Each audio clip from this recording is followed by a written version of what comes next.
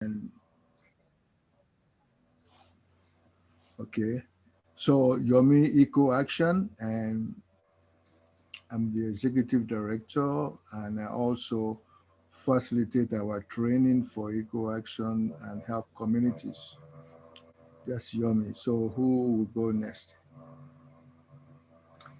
My name is Frank Bove. I'm president of the board of Eco Action, and I work as an environmental epidemiologist at ATSDR. Thank you, Frank. And well, I need to say this before we continue. Frank is a scientist, but he is also an activist and a community organizer. He's been doing that before he became a scientist. One thing we appreciate about Dr. Frank Bouvet is not only a scientist, but he has not given up the spirit to help community organize to make a difference. That's very important to Eco Action. And we're very blessed to have somebody that knows the science, but also knows the value of community organizing to make a difference. Thank you, Frank. And somebody was just bragging about you, Frank. Steve at the CACJ was just bragging about you. I was talking with him a few minutes ago. What's your contribution to their work? You know. So, yeah, it's been good. Yeah, it's really been good. You know, we it's been good. I sent them feedback, and he was telling me Frank has been really helping them. So thank you.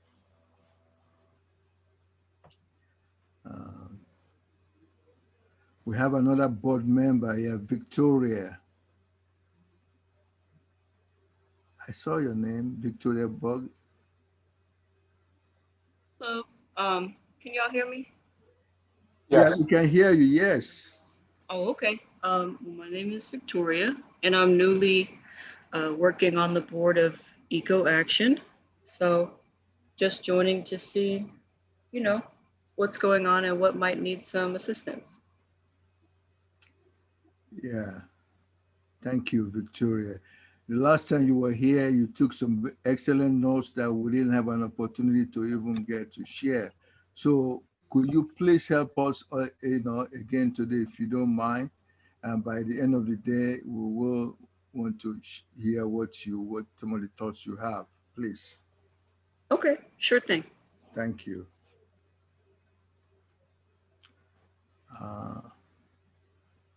Mr. Tucker? Yes, Alfred Tucker, Atlanta Watershed Learning Network. Great. And it's the ambassador for the training that we're doing. This man you are all saying, when it's a personification of transfer of learning. It's always transferring learning to other people. And that's what we believe at Eco Action. Of course, my colleague Lin Young. Go ahead, Lin. Yeah, I'm Lin Young, and I'm also working with Eco Action. Mr. Barnes. Hi, I'm Mike Barnes, the Executive Director of the Community and College Partners Program.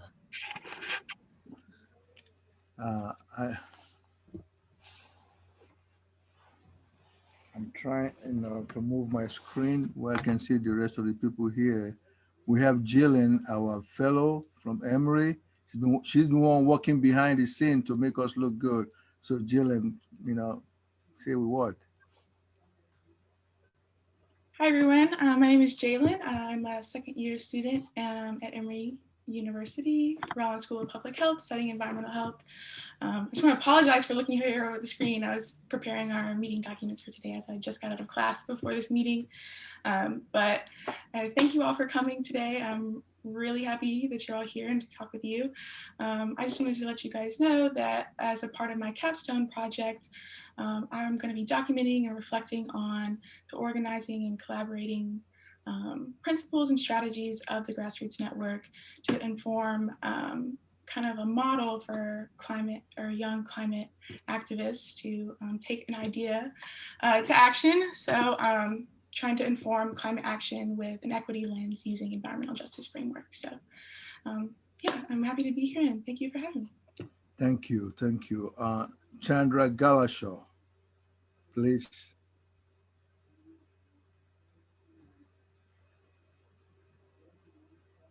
It's not there. Mr. Bill Eisenhower, please. Oh, okay. Go ahead, Chandra. Mr. Bill, you are on. You are on. Please go ahead. All right, can you hear me? Yes, we Hello? can all hear you. Bill Eisenhower with the Metropolitan Atlanta Urban Watershed Institute, a longtime devoted friend of Eco Action, and I do whatever Yomi tells me to do. He makes me work hard. Okay, we are working hard, and other people are joining us. I see some new faces, and will you, Erin, Angela, and could you please introduce Moore School of Medicine?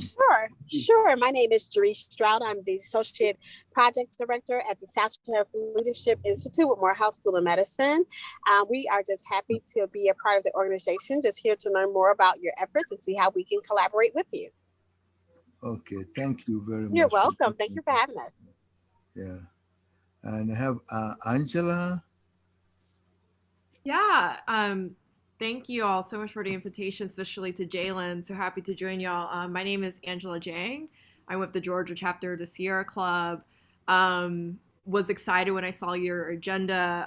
I organize mainly on legislative and political advocacy in our organization. So excited to talk about environmental justice at the Capitol and how we can advance those bills. Thank you so much for having me. We're such a big fan of Eco Action.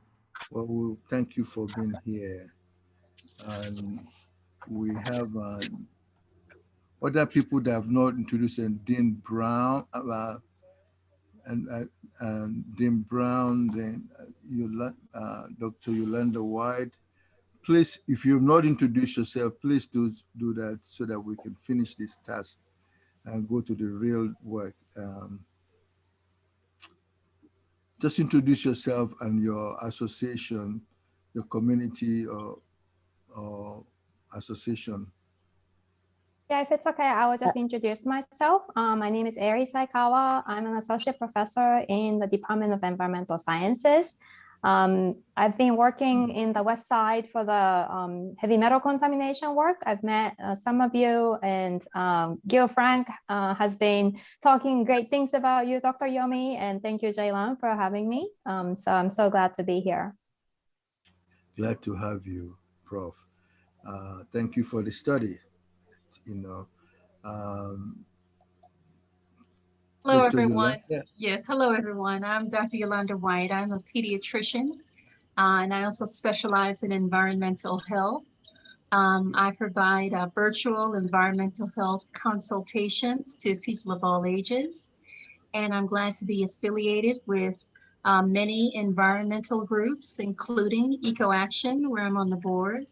I'm also with Georgia Clinicians for Climate Action, and also with the EPA's Children's Health Protection Advisory Committee, and probably a couple of others that I'm blanking on right now, but I'm really glad to be here. And I thank Dr. Yomi for the work that he's been doing throughout the state, especially in addressing environmental injustices. Thank you, Dr. Yolanda. We have Professor Nataki Osborne, a good friend of Proto Creek, a leader in the community, a professor at Spelman, and she's going to be helping us doing some facilitation today. Prof, you just say a word about yourself, please, and your leadership at WAWA. Professor Nataki Osborne Jakes. You are muted, Nataki.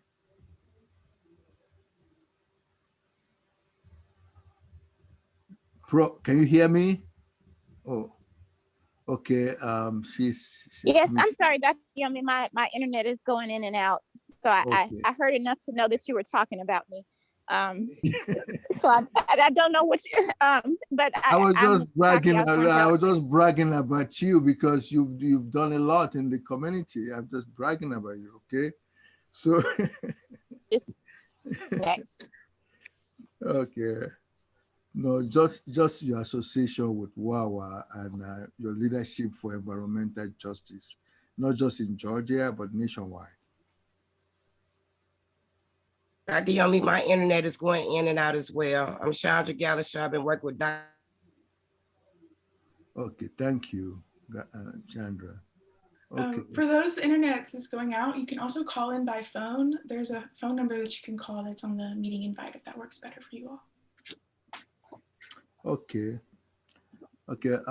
Is there anyone who is on the line who has not had a chance to introduce himself or herself?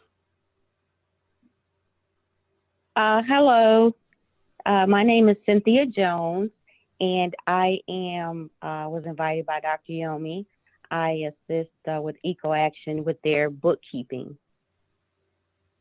Thank you. So I Cynthia. just want to introduce myself and let you know I'm here. Thank you, Cynthia. Thank you. Thank you for all the introduction. Okay. With that said, Jillian, will you move the agenda forward again? Anybody else on the line who is not being acknowledged?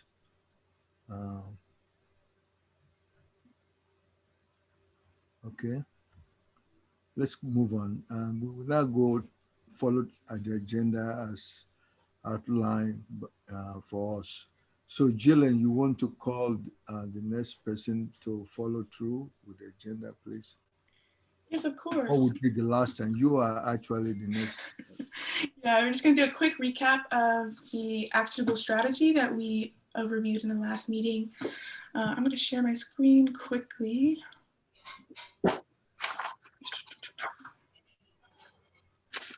Can you see that?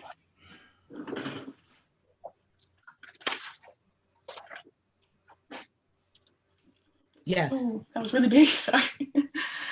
Okay, great. So Yes. just really briefly, just to go over. So from our meetings, we began meeting in August for those that are new today, revitalizing the network virtually. And since then we've met 3 times, I believe, to kind of narrow down an actionable strategy to push for an environmental justice legislation and also short-term goals that can kind of get us to that as well. And to evolve the actionable strategy, EcoAction uses these 3 guiding questions. So a small planning subcommittee got together and broke those questions down into these blue sections here. So the first question is, what do you want for equity and environmental justice in your community in the state of Georgia? Second one is, who has the power to give you what you want for environmental justice in your community in the state of Georgia? And of course, how do you get equity and environmental justice in your community and the state of Georgia? So I want to skip past, the breakdown that we kind of were brainstorming under these 2 questions, because the meat of what we want to talk about is in question 3, which is a 5-prong actionable strategy that we are hoping can be a model for communities to pick an issue that they want to focus on. For example, climate and COVID-19 are priority focus areas for this year and next. And then develop a narrative of next steps that would be able to resolve that local issue and form a comprehensive action plan for policy change at the local level, but that can influence the state level. And we've been using Athens-Clarke County as kind of a case study for this model because they've been doing lots of great work advancing environmental justice. And they also passed a Black Lives Matter resolution recently.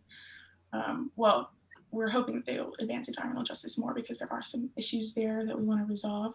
For example, your issue of concern would identify a specific health measure, one that's ideally not an overall baseline assessment, but it's more specific so that legislation can kind of model that. But an example in Athens-Clarke County, as I was saying, would be higher incidence of cancer being reported, and we can compare that to the cancer rates in other counties to show that there's a disproportionate cancer rate as a result of the environmental contamination in those areas.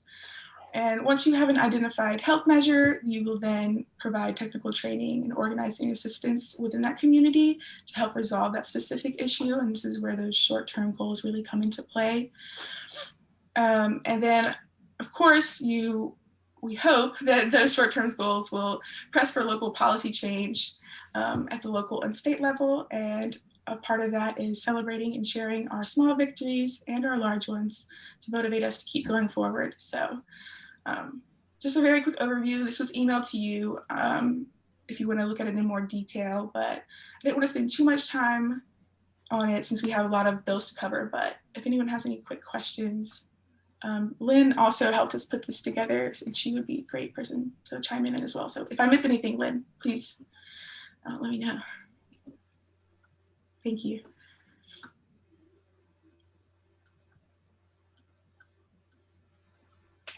All right.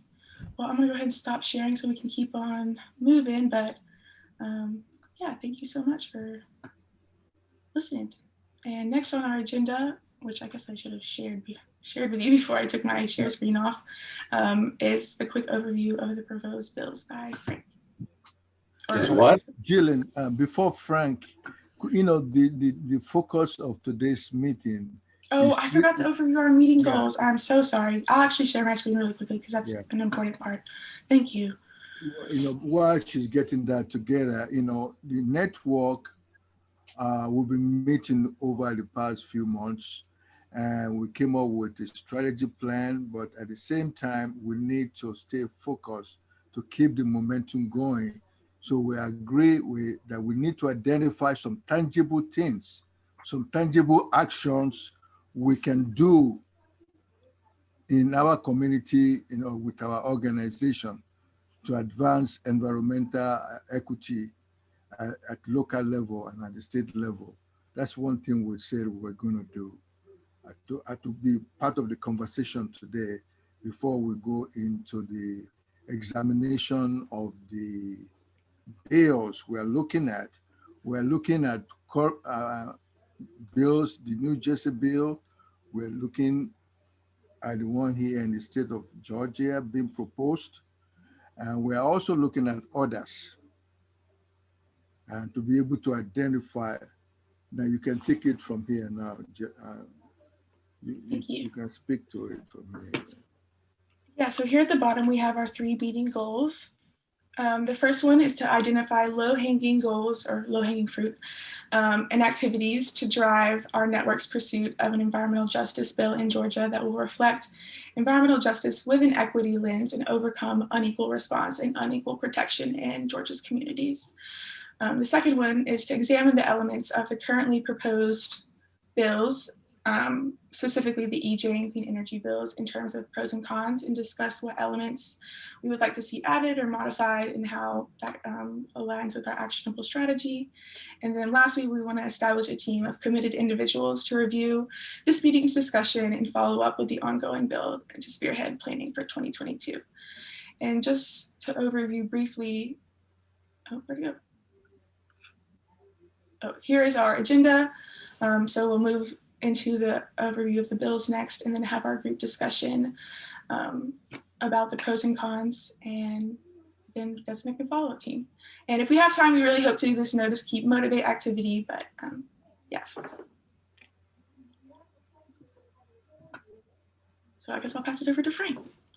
Okay, so I'm going to talk about 3 bills that are in the Georgia legislature. And I'm not going to talk about the New Jersey law because one of the bills, Georgia bills, is the same as pretty much as the New Jersey law. I'm going to talk about one bill that we need to oppose strongly. We need to do it quickly. And that's Senate Bill 102, which is basically a bill put forward in several states by the fossil fuel industry, probably has the support of Georgia Power as well. Basically takes away the right of local governments to institute clean energy plans, to adopt building codes and other policies that promote clean energy, and basically will mandate the continued reliance on fossil fuels. So if you can contact your senators, state senators.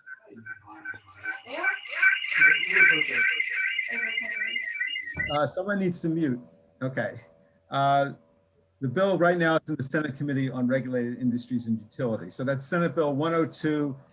Contact your senators and tell them that we don't want that bill, basically. Okay, so among the three bills I'm going to talk about that we want to support, the first one is 100% clean energy bill by 2050, introduced. It's a House resolution, House Resolution 70, and it's in the House Natural Resources and Environment Committee, put forward by Kim Schofield. Basically promotes a state goal of 100% clean energy by December 2050 and an equitable clean energy transition that provides good jobs paying families supporting wages. So it's a good resolution. It recognizes that low-income communities are not only inordinately exposed to pollution, but also pay a large amount of their annual income on energy. And we're just one of the most expensive, energy expensive states in the country. So, so that's House Resolution 70. Basically, that's what it says. Then there's the Environmental Justice Bill, which is House Bill 339, sponsored by Carla Drenner and others.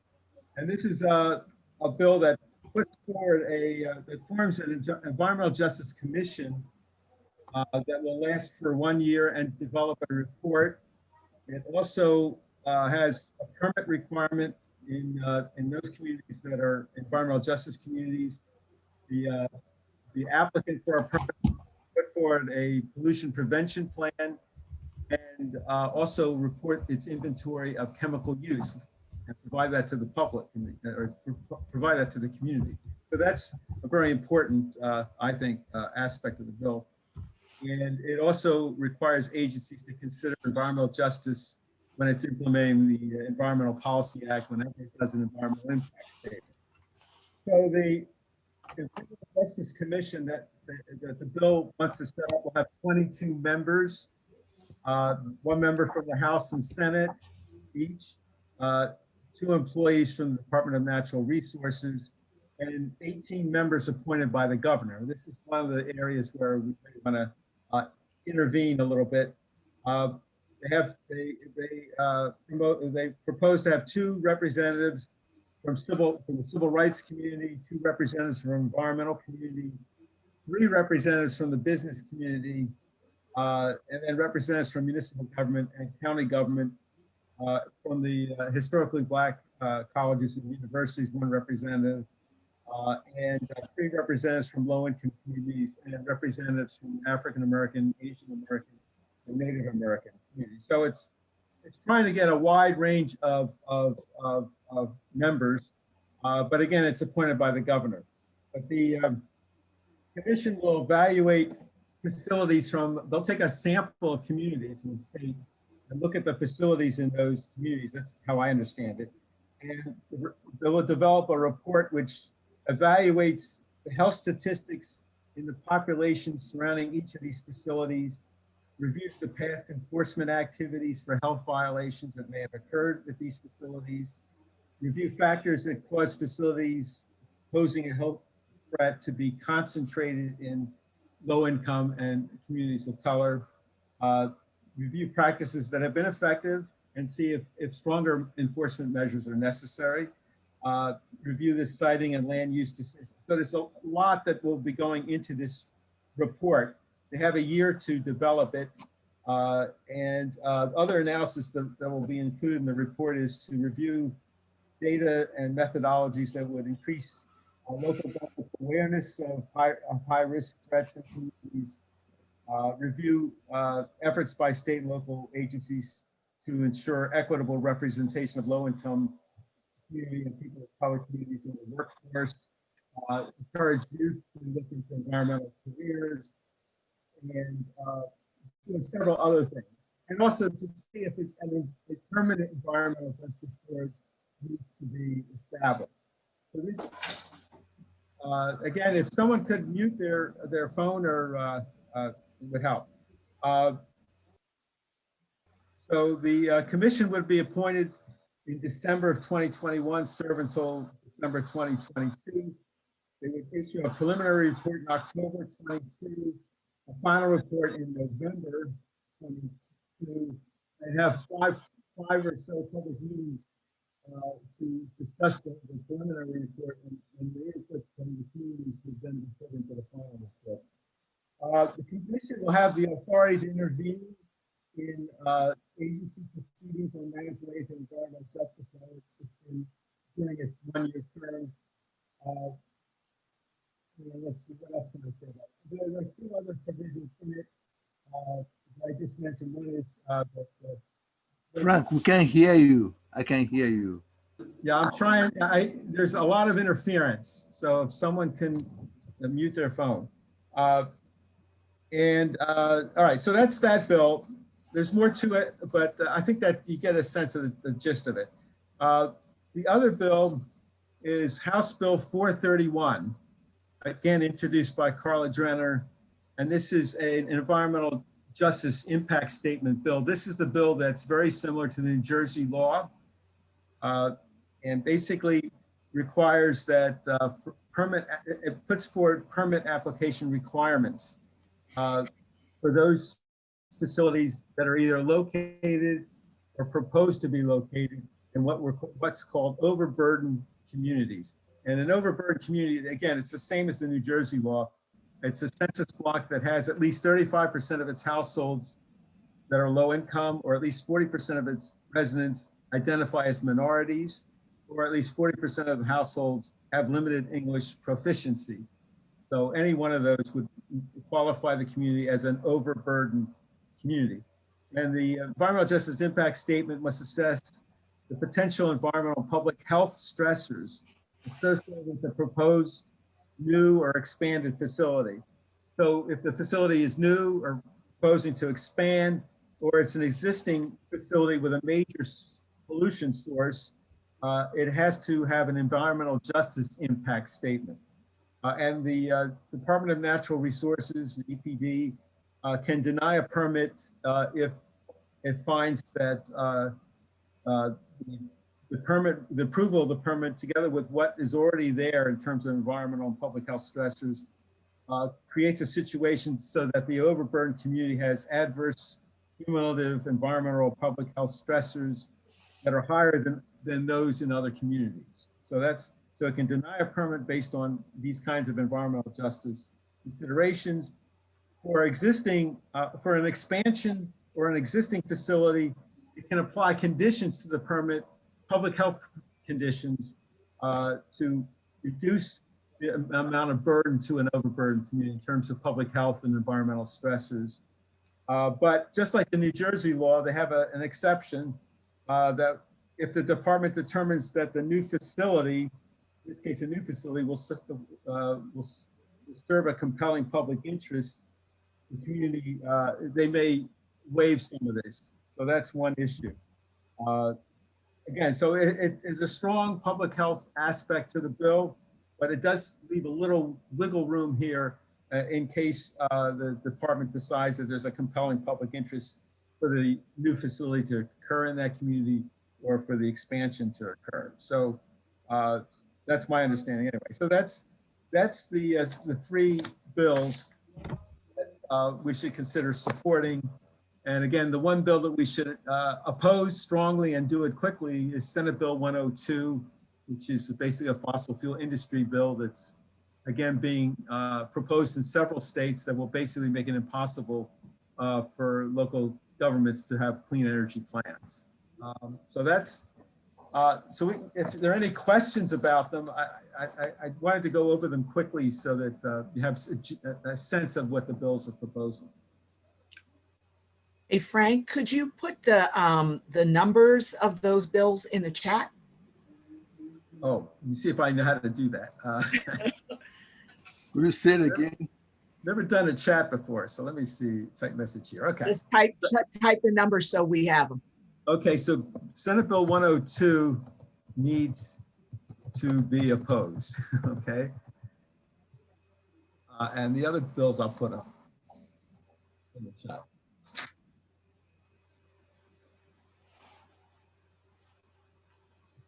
Any other questions?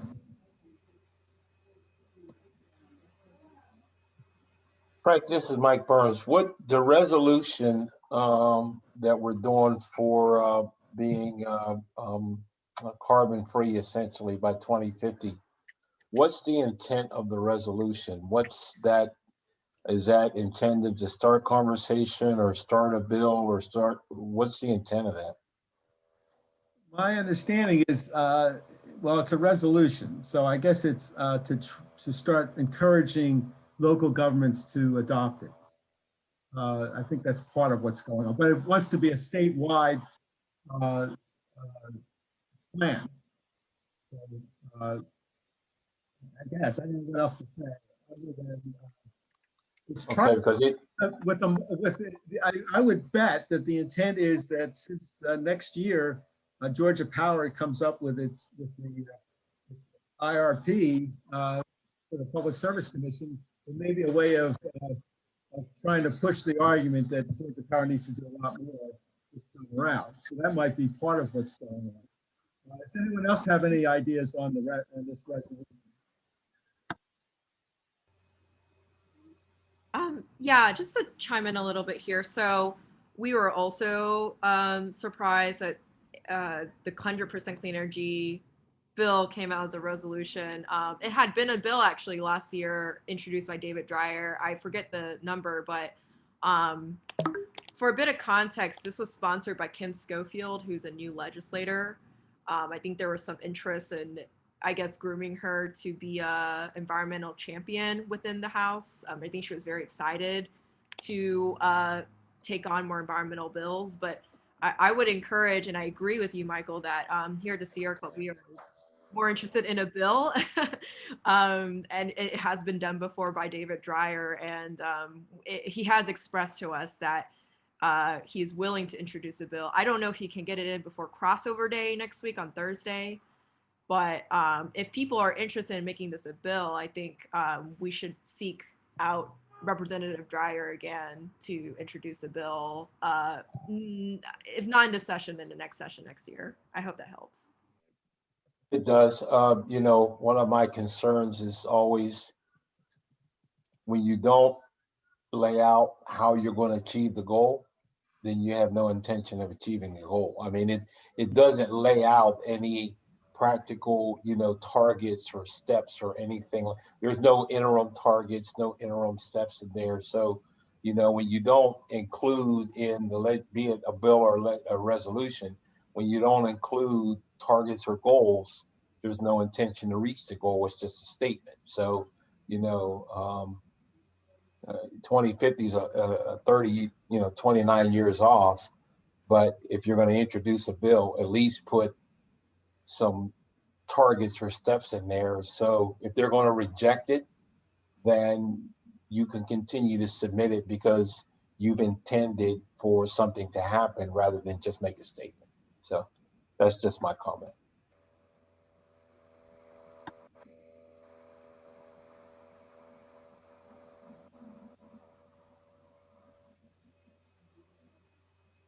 I did have a question regarding the EJ bills. We were really excited to see them as well. We support 339. I, just learned about 431 through y'all today. Did Eco Action work with Carla Drenner to sponsor these bills, or do y'all have any idea of where she got these ideas from? Within the coalition we're working in, I don't think anyone had spoken to her about environmental justice bills. So I think it's very exciting that she's coming up with this with initiatives to introduce more EJ legislation. We have not directly worked with her, but she knows of Eco Action work, and at one time she attended an event that Eco Action did and that's how I got to know her. But other than that, we have not had any direct exchange of EJ. I say we have not. That's helpful. Thank you, Dr. Yomi. Yeah, I think we should continue building that relationship with her, and it might not get passed during this legislative session, but with political changes, I think we should keep pushing on with this bill to thank her for her initiative. Yeah, I don't my opinion that it probably will not get passed based on the way things work. But this forum here is a space where we look at the bill, make it better, and get ready for next year. That's really what I want. That's what Eco Action wants. Yeah, this is Dr. Yolanda White. I'm a pediatrician. Along those lines of making the bill better, I noticed that in many of the environmental reports and impact statements, children are almost always omitted, and I think they definitely need to be included since they are the canary in the coal mine. They are the strongest bioindicator of environmental pollution.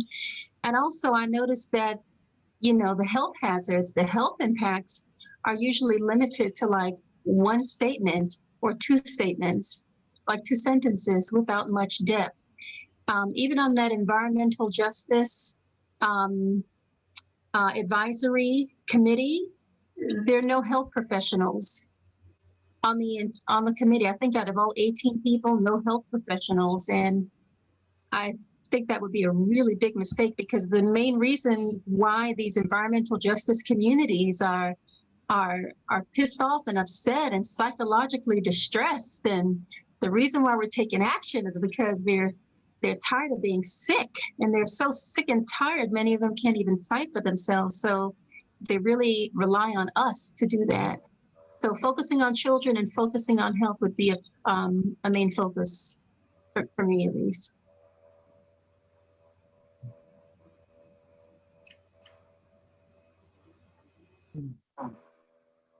Right, they have a risk professional, environmental risk professional, but no health professionals on the committee. So that's Frank, talking about risk professional or risk assessment, part of the game plan is to shift from risk assessment to hazard assessment. So whatever legislation we're supporting, we want to find a way to lift that up as we move forward. right. So we should tell them to change environmental risk professional to a hazard professional, and they need to put a health professional, epidemiologist, somebody who, or a couple of people maybe even, who have expertise in this area because of what Dr. Yolanda just mentioned. We have Can you hear me? This is Christina Fuller. Yes, we can hear you. Okay, good. I definitely agree with what Dr. White was saying as well. So that would definitely be something to include. You cut out.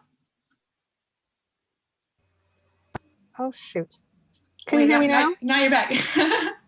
Okay, I'm sorry because this is on my phone. Okay, so I had a question about the last bill that Frank discussed, that you were saying it was similar to the New Jersey bill, and it was going to look at propose or expansion of facilities that were in census tracts with, these certain characteristics.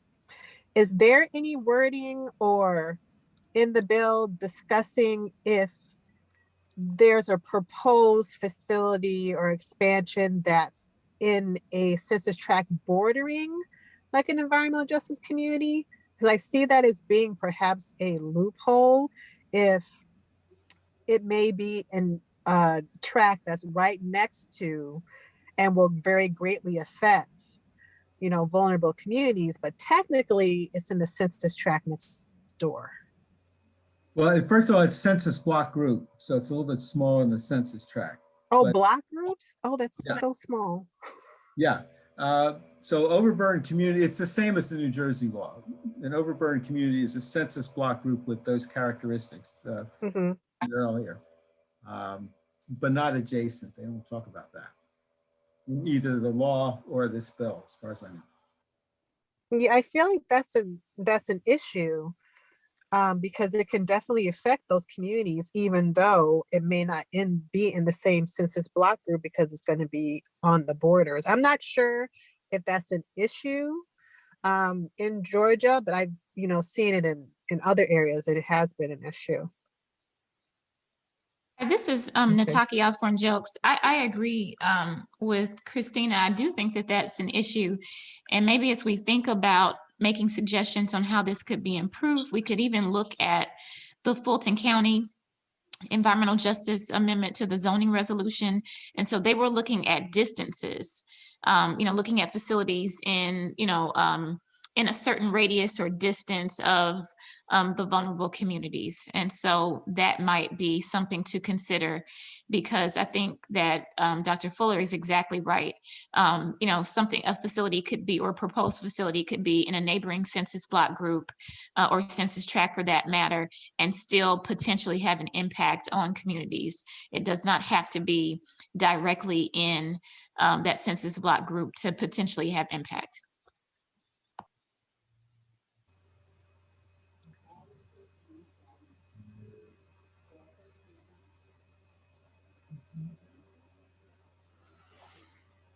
Any other questions or comments?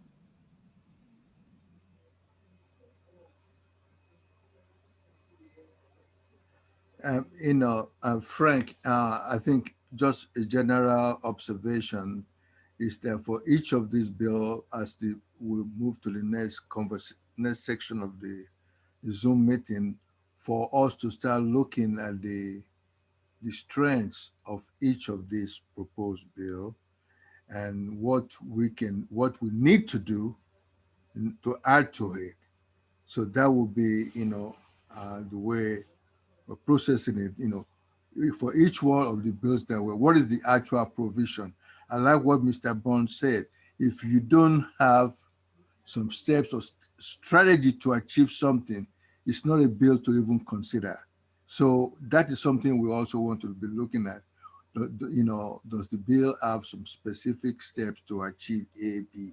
Well, actually, the House resolution does not, and bills do have are pretty elaborate. I could have spent more time on each one of them, but they have their weaknesses that we've been pointing out. The Environmental Justice Committee needs to have different representation than what they're proposing. In particular, they need health professionals.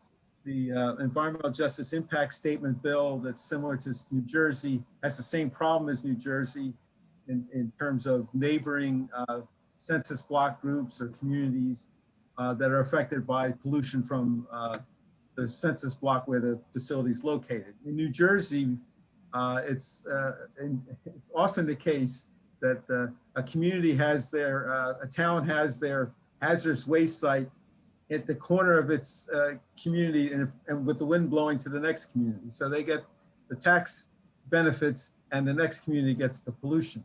And so that's happened quite a bit in New Jersey. I used to work in New Jersey many years ago. And so this is a problem. I'm surprised it's not in the New Jersey law or even discussed, but that is an issue. Okay, thank you, Frank.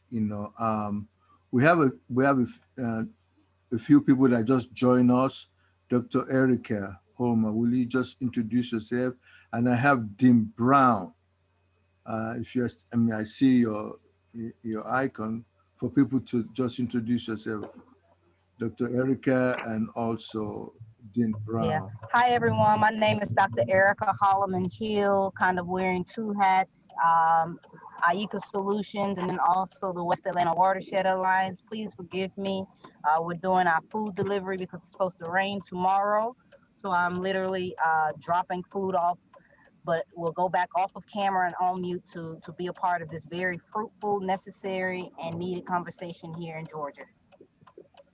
Thank you. Thank you.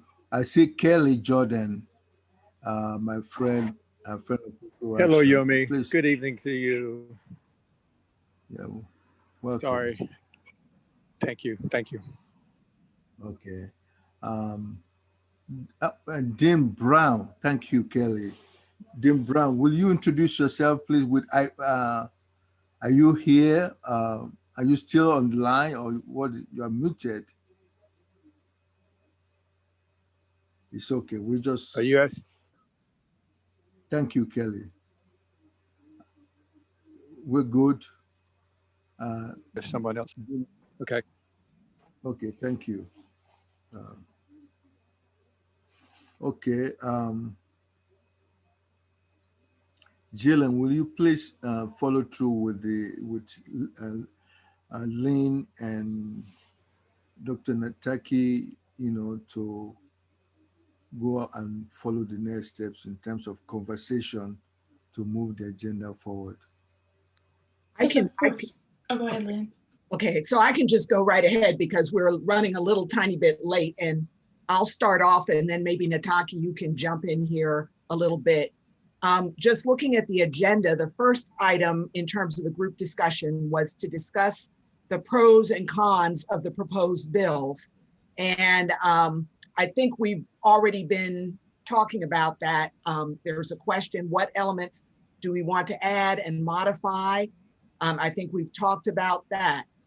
So sort of the next one is, how can GGEN support these Georgia bills? And how can we align the priorities of GGEN and our actionable strategy with these proposed bills to meet our goals? So maybe first, how can GGEN support these bills? I know, like, individually, we could each, we each individually could, contact representatives and let them know about our individual preferences. And we could also, go back to our representative or respective organizations. But as a whole for GGEN, what would we like to do to support the support the two bills that Frank talked about and oppose the other bill, the Senate Bill 102. What are some thoughts?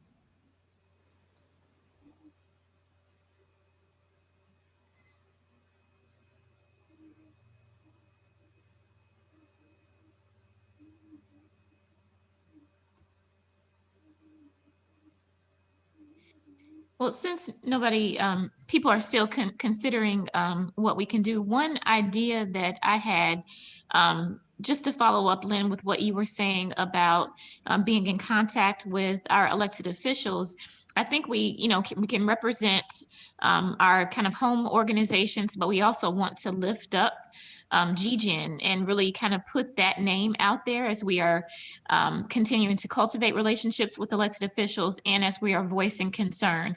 So they need to hear about GGEN and what our efforts are collectively, as well as what we're doing in terms of our individual organizations. So however we can do that and best promote the network, maybe even having some talking points about the network that would be helpful to add into what we might discuss on the part of our respective organizations. Something that I've created that's still being revised, but could definitely possibly fit that need, is a small brochure on the history and current meetings that we've been having on the Georgia Grassroots Network. So I could send that draft to you all after Dr. Yomi and I polish it up a little bit. Thank you both for those suggestions.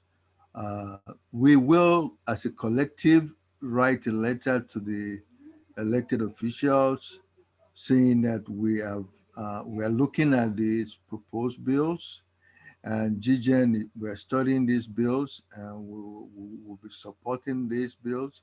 And we'd like this to be strengthened moving forward. I will be very upfront what we want, and the fact that we've been quite successful in changing policy, we should let them know that also. And at the end of the day, a letter, and then what Dr. Nataki mentioned, the talking points, very, very important, because it's not just the few of us here, it's the collective of the community members that will call and write letters to their elected officials, and that is what we need. So the question Lynn asked is, how can GGEN move this? So GGEN will, the GGEN will draft a letter to be reviewed, then attach the brochure to this elected officials by next week. We should do that because the legislation will be over next week and very soon anyway. So the point is to get them ready that we are preparing for another cycle, but this is the time to educate other people that are not aware of what is going on. That's another thing that GGEN will be doing. We self-educate ourselves, one, then we have to collectively educate, others around us in our community, starting with our family, the neighborhoods where we are. Do you know about EJ? Do you know what Biden is trying to do about EJ? Even do you know about equity? Those kind of kitchen conversation, that is the way we're going to be, that's the way we're going to be able to move the agenda and be successful. One of the things that we need to do if we're going to support these two bills and get the word out to the communities is to actually come up with succinct bullets about each of these bills. I was looking around for such a thing and could not find it, at least on the internet. So I think we may have to do that if we're going to be pushing these two bills. So yeah, I was going to say the same thing, Frank, that it might be helpful to,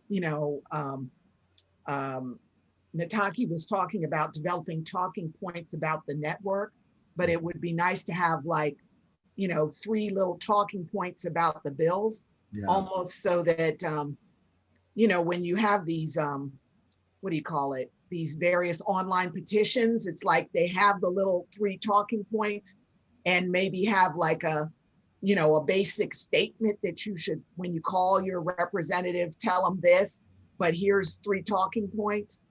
That might help GGEN members, even those that are maybe not on this call, actually follow through if you sort of give them not a full script, but just the main talking points. Right, but I even want to see a nice summary of these bills as well, plus the 3, as you're saying, the talking points for calling the senator or the House representative. So what I hear— that sounds really, really great. And I think, we do want to make sure that, the talking points and the summary are worded in a way that we can bring in the non-environmental community into this space, because I find that only the environmentalists, care about these bills. And, in the big picture, we're a very small group, so we've got to bring other people on board, and also make sure we let these legislators know that we do have an influence too. So even, make sure we use social media, with even hashtags and sharing and liking and, et cetera, all forms of social media, just so they can know that we are a threat, so they can know that. And oftentimes, if there are no consequences, with a lot of these bills, I find many of the legislators, they already know how they're going to vote when the bill is introduced. And oftentimes they follow, the lead of another more influential legislator. So we have to just be more, more influential. I think the idea of social media is a really great one, especially since Eco Action has their networks. And we, of course, Wawa does, and everyone else could kind of utilize their own,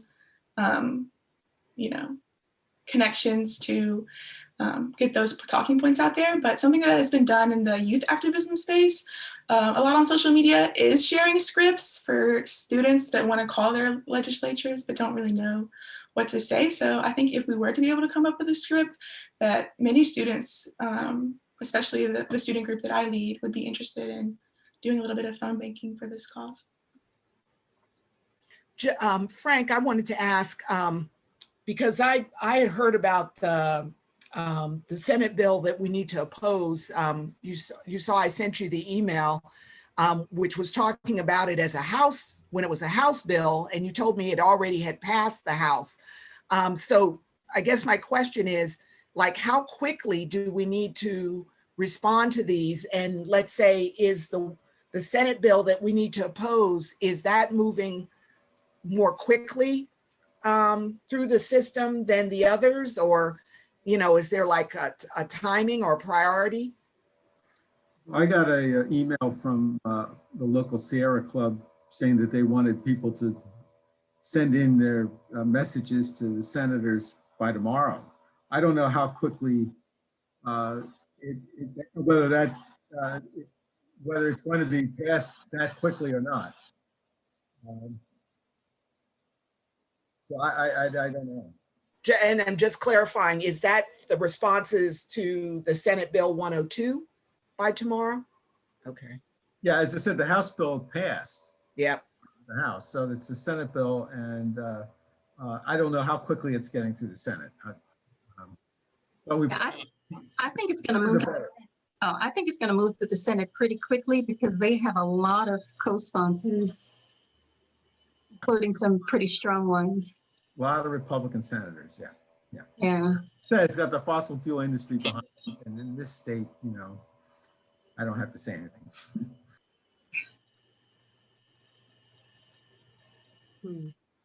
So when we're thinking about, this is Christina again, a script or something, we should also think about draft emails. Maybe this was mentioned already, but a draft email that people can send out from their particular organization or as an individual.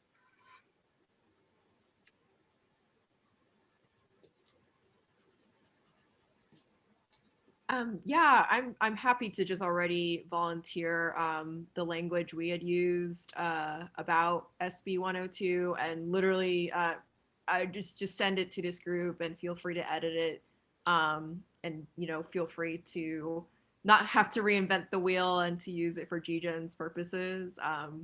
You know, no need to duplicate the effort, and we're happy to send whatever tactic we end up choosing for SB 102, we can send that information on, and feel free to brand it as GGEN. With our lobbyists have said that it's likely that there's going to be a vote on SB 102 on Monday or Tuesday. So we do have some time.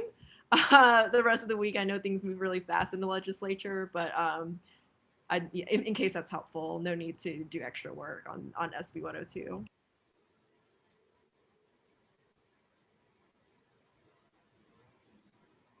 Yomi, Jalen. Hi, Amita. Thanks for joining us. I'm running late and I'm running out. If you come up with the talking points, we can get it out through the Georgia Client Council Network.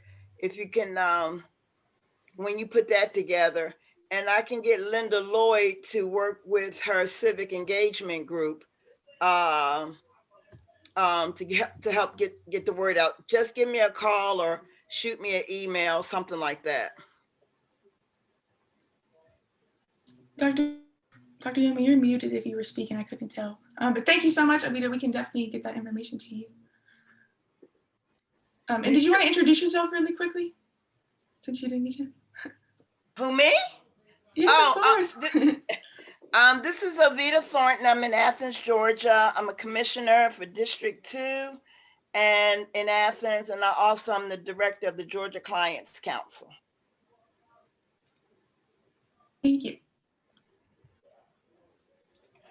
So I don't know. It sounds, I just wanted to make sure we sort of capture the fact that the Senate bill is the higher priority. You know, there's a number of suggestions being made. We probably need to jump on that Senate bill right away and then still follow up with the other suggestions, you know, maybe like after Monday or whatever it is. Dr. Yomi, you were raising your hand. Did you have a comment? You're muted. Yeah. No, I'm thinking in terms of speed and who would do what, you know, with the talking points and the letter. We need to agree today who will do what and the timeline to get this out latest by Monday, so that people that would like to share it can share with the people. Not people, I would like everyone to be able to share. Equal Action will share it. But you also have, like Ovita just mentioned, she can share with members of the Georgia Clients Council, and that's statewide. So that will help. So I'm just, my wish is that we can say, okay, Yomi, Lynn, we will do this letter, and the talking point, Dr. Nataki, the Jalen from the Syria Club can work with us, and the idea is to have a working team from this conversation here before we leave, so that we can know who's going to do what. So my general suggestion regarding the bill 102, that we need to be providing some feedback, it sounds like no later than, let's say, Monday or Tuesday, that we, maybe do an expedited approach. And I heard that Angela has some language from Sierra Club that she can share with everyone, or she can share with, probably it'll come to Dr. Yomi, and then we can send it out, blast that information out to the GGEN members. And then the second piece is, I would think for like a low-hanging fruit, we'd like to get that official letter from GGEN out regarding the Senate Bill 102, get that out tomorrow. Do we, Dr. Yomi, do you have typically organizations sign on to a letter, or is the letter just come from the Grassroots Environmental Network and you list the member organizations? How do you actually do that? Well, we can do it. It's better to list or a blanket statement of the number of members individually and organizationally in the letter, and that may suffice because we have a very short time to get people to sign on to it. Do you have to go check with them to make sure it's okay, or are you okay with just listing are they okay with listing? No, I cannot just list their name without their permission. That's what I'm saying. It will suffice to describe the network as representing X, Y, of community groups in the state of Georgia, and then we are demanding this. I think that would suffice.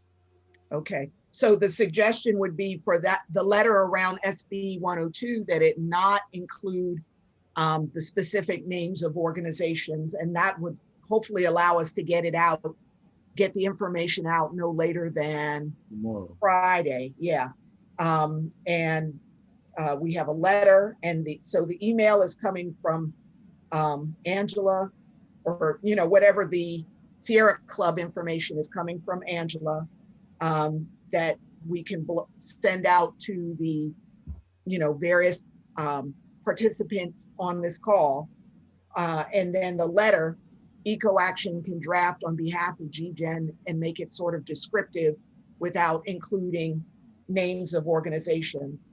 For the other bills, we have a little bit more time. And so that's where I think maybe I think we have a little more time. Some of these suggestions around attaching the brochure on GGEN, having the talking points, and sending that information as well, the talking points on GGEN as well as the network, can work. And what I heard was that I think Frank said he can pull together some of the talking points around the specifics of the bill, and maybe look a little further and see if there's, a succinct description of what's included in the bills. Is that right, Frank? Yeah, I didn't see one, so we may have to come up with one. Okay, but Frank can work on that. I'm kind of surprised that there isn't one on the internet. But maybe someone on the call here knows of a succinct summary of each of these two bills.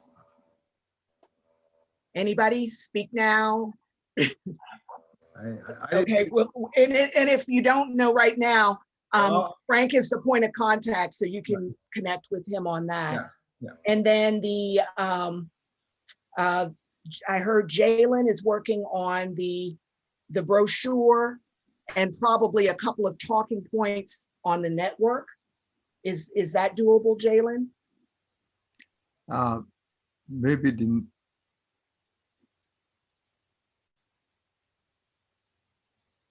Dr. Yomi? my opinion is, Jalen can focus on the brochure and the talking points. We need to come up with the point based on the summary of the bills we have, then and share with one another. I will suggest that Dr. Nataki,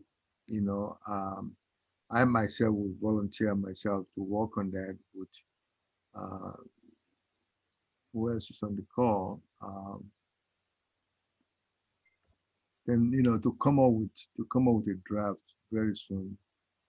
Okay. Jalen, she very, very busy right now.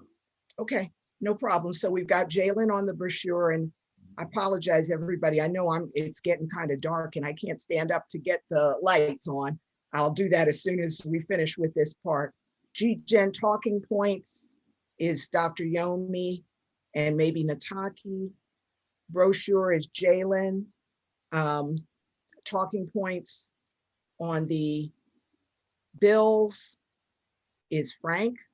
When any other volunteer, when do we want the talking points, Eileen? So I think the priority for those is a little less urgent. So those could be worked on next week. Okay. Frank, what do you think there? Yeah, next week would be okay. If someone wants to help me or wants to send some materials my way, that'd be great. If not, I'll put it together. But if someone knows, again, if someone knows of a good summary of these two bills, it'd be great to send it along. Angela, do you, because you do work in this legislative space, is there maybe a location that you've used before that you could suggest? Yeah, I have not seen a good summary for 339 or otherwise I'm happy. I would have, or if I find it, I'm happy to share it. I don't mean to, I know time is racist and like we are in an urgency culture, legislative session is like this, but crossover day is next Thursday, most likely. So most Democrat sponsored bills are probably gonna die after that day. So if there's a timeline to work around, it could potentially be next Thursday. So just want to manage expectations. I'm happy if there's a group of people to potentially come up with a few like a summary at the very least for 339. Happy to work with you, Frank, if that's helpful. And if anyone else wants to join in, I understand how important this is. One thing to keep in mind is after crossover, a lot of these bills disappear, at least for this session. But it should be thought of that this might be a long-term struggle for some of these bills. So that we start the process here of educating our constituents about these bills, and that the next time around, if they don't get through this time, there's more of a support for them. And also they can worked on. So keep that in mind. So we'll get something together for this session, but we should be thinking about the long term. I wonder, Frank, is there like, because you did raise both the House Bill 339 and the House Bill 431, not the resolution, sort of putting the resolution to the side for now, because I mean, it doesn't sound like there's a lot of teeth there, but of those two bills, is like maybe one of them a little bit more on the fence that maybe could benefit from the extra support, and instead we we focus on one of those, or, instead of trying to put the energy into both, is there maybe one that's a little more likely to pass? No, I don't think so. I think they're going to be difficult, both of them. I also think of them as a package because they complement each other. Right. It's good to have an environmental justice commission that does a report, but you also want to start pushing the permit process towards environmental justice impact statements, pushing the EPD to push for that. And, so I see them as complementary, and I see both of them as very difficult to pass. I don't think one's easier. Angela, do you have a different view, or do you think they're both probably equally difficult? Yeah, I think just with how HB 150 went, what's really unfortunate right now is we're just seeing folks really vote along party lines. We thought a preemption bill, maybe some people would be principled and oppose increased state control over local choice, but we didn't see that with HB 150. So it doesn't make me too optimistic. But I think it's very refreshing to be in this group, and that the perspective of that is that this is long-term work. And it does give me a bit of breathing room because, legislative work is very hectic. So if we could spend a little more time to flesh out the talking points for 339 and the other bill, that's great. I think that's a great direction for this group. It's very refreshing. There's a question in the chat of what is crossover day. The person is unfamiliar with that term. So Frank or Angela, you want to say something about crossover day? And that was my question. Go ahead, Angela.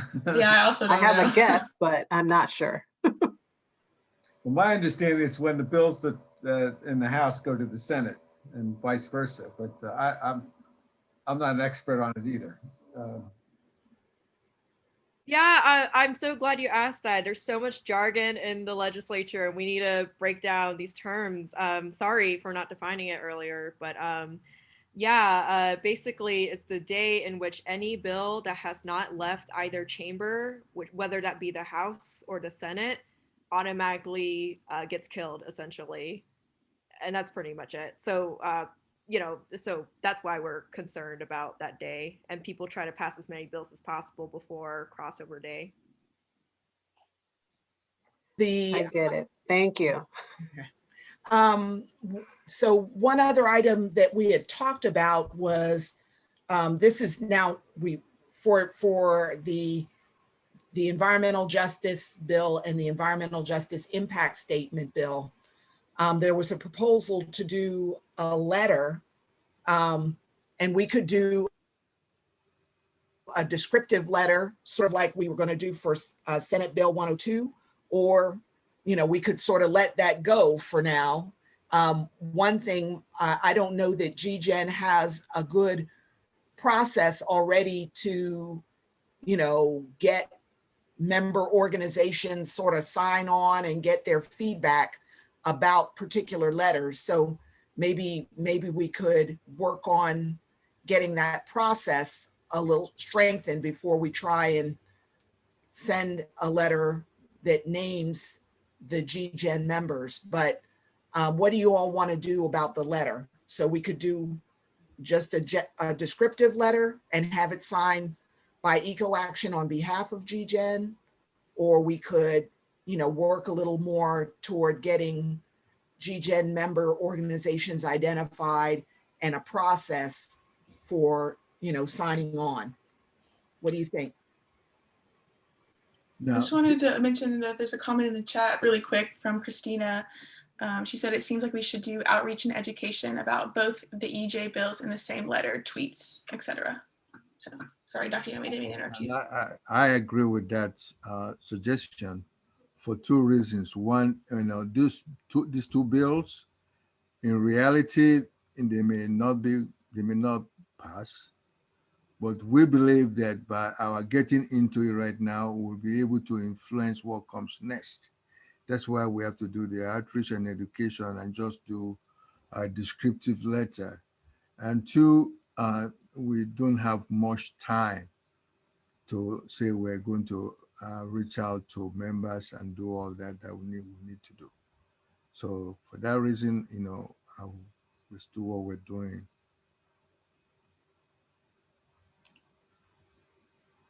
I'm on mute. There would be a second descriptive letter for that covers the 2 environmental justice bills.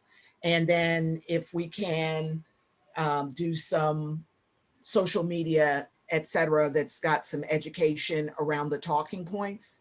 Is that the suggestion? Go ahead, Dr. Yomi. No, you raised the question. Let people respond. That's the suggestion, yes. Go ahead, but finish what you were saying before I say anything. No, I'm finished. Okay. I'm asking, is that the suggestion? Before we shift gear, I suggested, Dr. Nataki Osborne-Jakes to help with the talking points. She's still here, but she didn't say anything because I'm sorry for, Things just kept moving on. I did want to ask for clarity. This is the talking points on the bills or the talking points on GGEN? I did get a little confused. No, the talking points on the bill. No, okay.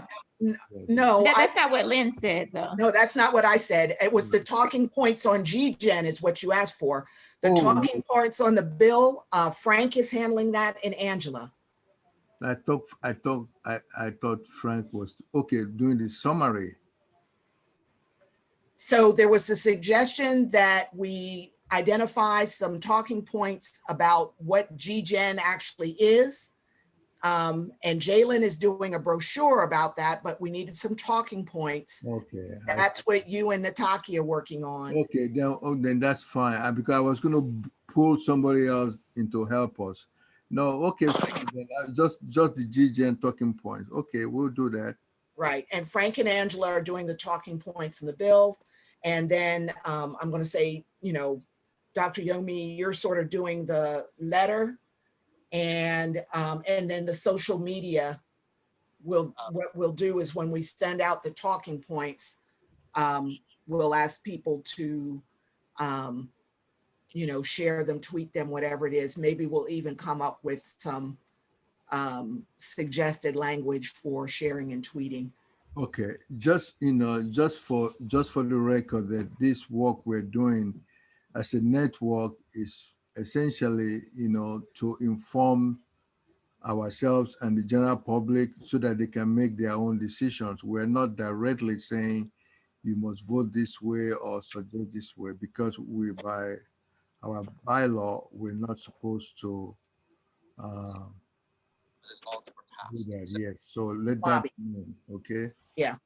And maybe because I know we're coming up toward the end of the time, but do people think that these work on these bills align with the GGEN priorities? And if so, sort of how do they align? Fighting against right now, and trying to.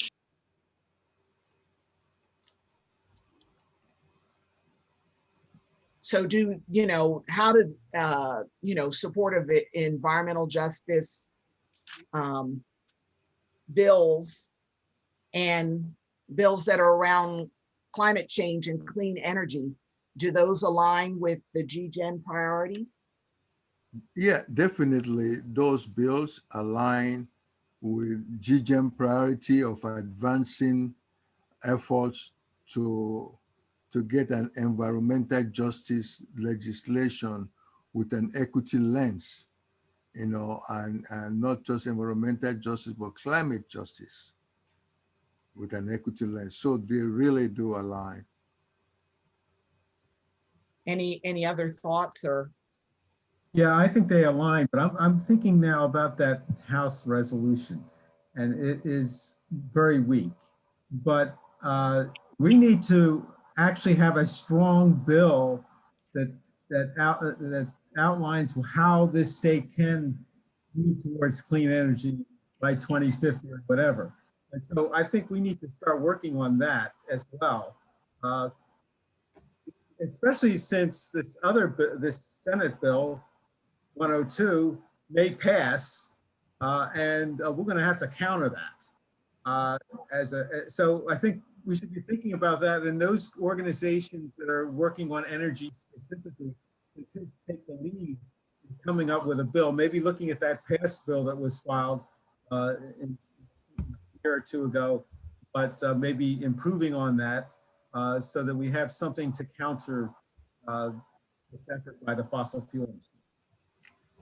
You know, thank you. Lynn, one thing we also say we want to achieve as an outcome of this conversation is to have a team that will, you know, we now have Frank, we have Angela looking at the two bills, but we also need to have more people that can help look at the bills in the context of a better bill that will embrace, you know, environmental justice principles, climate justice, that we want to advance on equal protection, you know, on equal response, for example, is something that unequal response leads to unequal protection. Those things can be things we can also find a way to translate it into legislative language.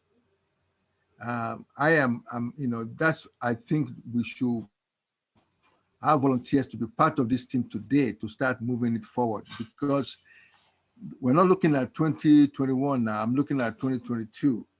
So this work we're doing is moving us in that direction. So we need to have a team among ourselves that will help do that. I see a comment in the chat. I was just going to read that. Oh, okay. I'm sorry. No, go ahead. Yeah, I was just going to say that there was a comment in the chat from Dr. Airy about seeing if she can work with the Turner Environmental Law Clinic folks at Emory. So I would definitely say that would be a great thing to do. And if we could all really think about what we can do from our individual organizations to help to support these efforts, that would be warranted, I think. Mm-hmm. So Dr. Yomi, it's 6:55. I think we've utilized the time that we had allocated for the group discussion. Do you want to move on to the next item? Yes, if Victoria, if she could kind of the takeaway points from this meeting, we have less than 5 minutes. If she can help us conclude that, that would be good. Okay, no problem. So what I have so far is first talking about the bills. So it was in the chat, but just a reminder that we're suggesting to oppose Senate Bill 102 and support the 100% Clean Energy House Resolution 70, as well as House Bill 339, the environmental justice one, and House Bill, sorry, there's a helicopter over my house, as well as House Bill 431. So we need to create a succinct list of talking points. So the folks that will be doing that for the bills so far are Frank and Angela. And then Dr. Yomi and Nataki will be doing for GGEN. We'd like to also get a letter out from GGEN officially by tomorrow. So that's most urgent, just with our position on especially the Senate bill. We'll also be working on creating a script to email or call, you know, to reach out to representatives over the coming week or so. And that, oh, another note just for the bills, that something that we'd like to see more of is a focus on children and health, because that wasn't highlighted as much as it should have been in the way it appears now. So those are my main notes so far. Thank you very, very much. Any other final thought before we leave from anybody? Dr. Yomi, my internet is going out. I'm gonna help when I can. Okay, thank you. Going in and out, so. Thank you. We have about 3 more minutes actually, but this is Erica. I just wanted to say I'm so excited that Georgia is at this place in space, ready for this statewide coordination. I'm so excited and glad to be back home to be a part of it. thank you, Dr. Erica. Thank you. We still have a person named Dean Brown. If you are there, we'd like to hear you. You are on the line, but you are not. We'd like to hear your voice.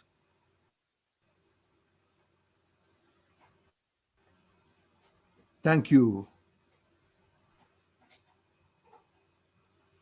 Okay, we're listening to you, Dean Brown.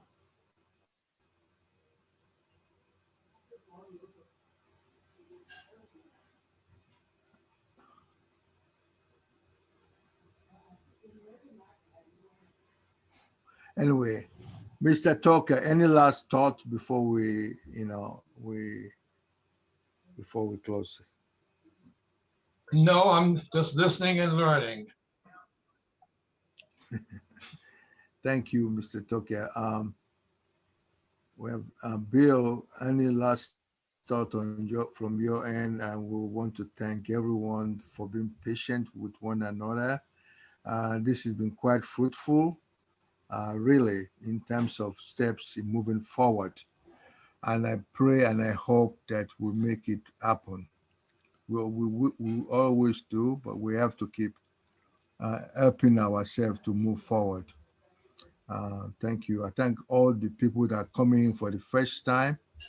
We will have another meeting, but thank you. We'll reach out.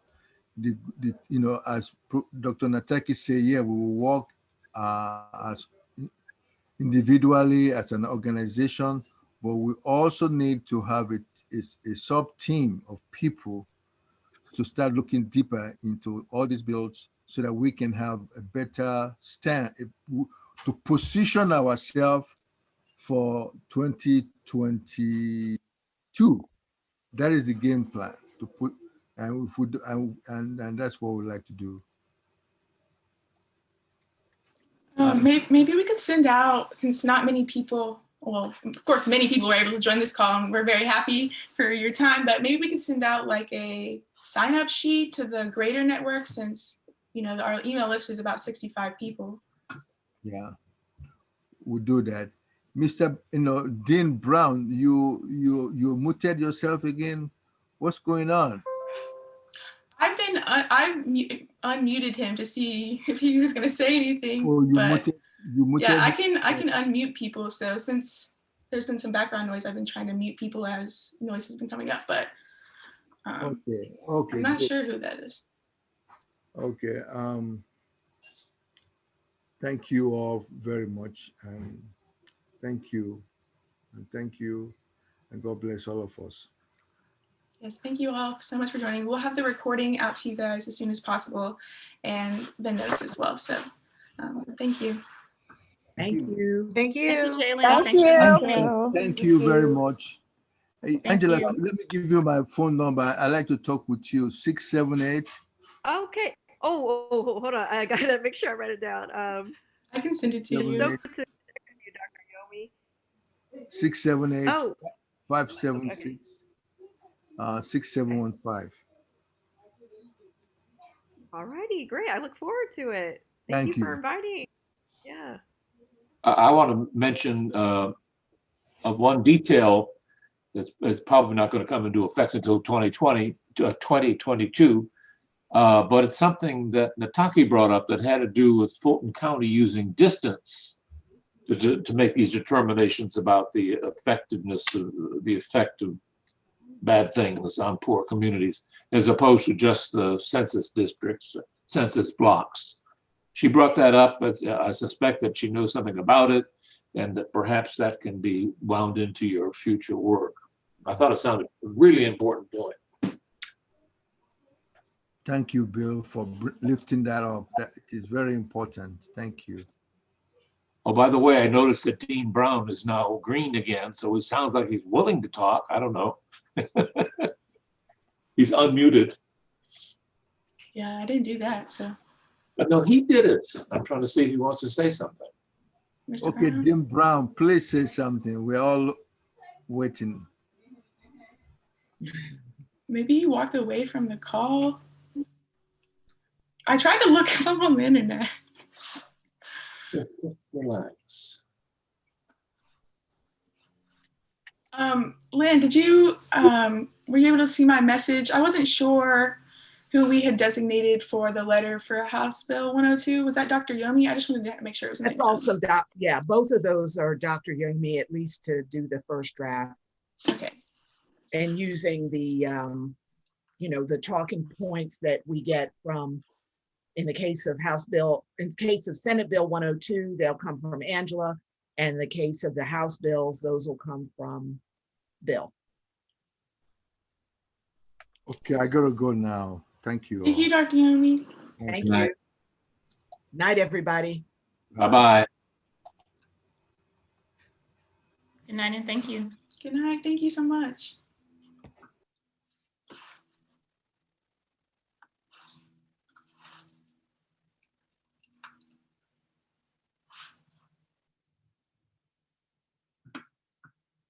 Dean Brown, are you there? Can you message in the chat?